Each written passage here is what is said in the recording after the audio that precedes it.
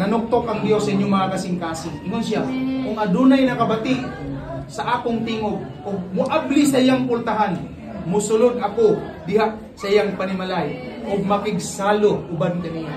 Igsuon, ayaw ninyo sayangi ang panahon. Ayaw ninyo sayangi kini nga opportunity nga gihatag sa Ginoo. Kabalo mo ang kinabuhi bubo ra kaayo. Wala ta may balo unya damlag di nakakamata. Wala ta kabalo unya damlag darasmagan ka.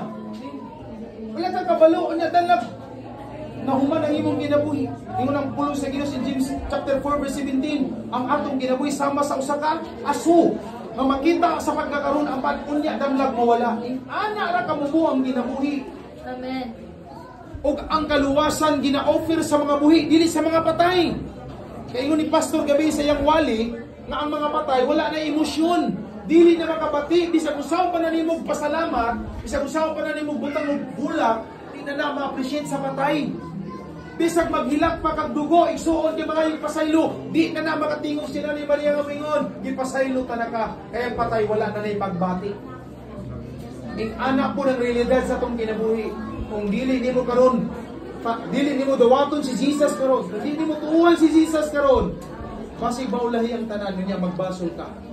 Ingon palagi sa ako mga katibulangan ng mga padultihon.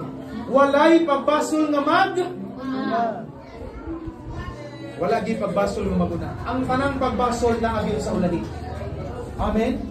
So karon kung nakabati ka sa pulong sa Dios, yung napulong sa Ginoo in 1 Corinthians, ayaw ninyo patig-aha ang inyong mga kasing-kasing, kay karong gabi una, mao ang gabi sa kaluwasan. Amen. Hallelujah. Salamat sa Ginoo. Balik ko na ako igsuon. No? Ang pulong sa Ginoo nila sa Juan kapitulo 11 bersikulo 25. Naghatag ka nato og unshakable hope. Dili matarog na paglaom. Na si Kristo mao ang tinubdan sa kinabuhi. Amen? Amen. Kaduha, siya nagahatag og kinabuhi bisan pa man kung ikaw mamatay. Adunay kinabuhi. Ikatulo, nag-offer karon si Kristo og kinabuhi walay katapusan. Ang pangutana, dawaton ba nimo si Kristo sa imong kinabuhi? Amen. Mutuo ba ka na siya mao ang pagkabanhaw ug ang kinabuhi? Kung mutuo ta, mubiyong ta sa atong mga mata. Kung mag-ampo ta mga sigala. Ayaw ninyo na nga relihiyon. Relihiyon na pud na, relihiyon na pud na. Igsuon, usang man namong relihiyon, di mo yung madato? Wala po'y tao kuyos ng relihiyon. Bisan pa kung adto ka sa pinakagwapo na simbahan, kung wala kay Kristo, impirno yapong kao. Uno man ang pinakagwapo na simbahan din. Ha?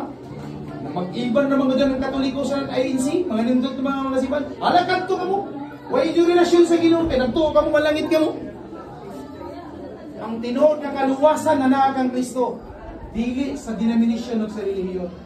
O nang kinahanglan nato karon magdesisyon kung dawaton ba nimo si Kristo. Isip Ginoo kaluluwa sa imo. Pagambot.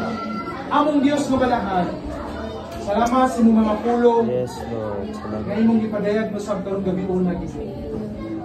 Lord, we believe na ikaw ang pagkabanhaw ug ang kinabuhi. Yes. Walay lang namang gikinahanglan naron kami mabuhi kung dili ikaw Ginoong Kristo. Amahan nga langit noon, ibubo ang imong grasya, Lord, din nga dapit. Ang tanan nga nakadungog, nagaampo ako, Lord. Kaya ikaw, Ginoo, magahikap sila mga kasing-kasing. Sama sa gingon sa mga pulong sa 1:44. Mawalay mo tuo kanimo kung dili ikaw magdanay sa ilang mga kasing-kasing, ron sila mo ila kanimo, Ginoo. Yes. Salamat nga Dios. Salamat, Lord. Kasi ka nakabati karon, mabot ang kaluwasan sila Ginoo. Salamat na sila unya magkakablak o eternidad diha kanimo Ginoo. Umuadto sila sa langit, uban kanimo Ginoo Dios.